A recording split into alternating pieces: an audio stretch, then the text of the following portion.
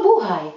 Welcome to Naomi's Filipino Kitchen, where my aim is to bring the taste of the Philippines to your home. Today's recipe is called Ginataang Isda, or fish cooked with coconut milk.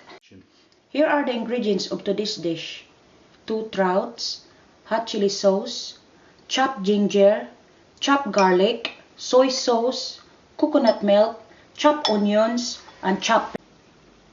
This is very easy dish to cook. Everything goes in one pot.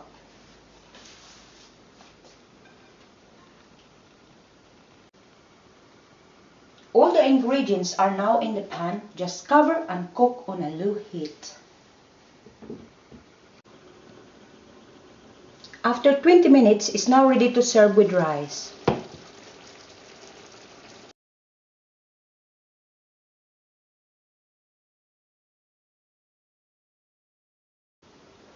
I hope you enjoyed the recipe today. Please subscribe to our channel.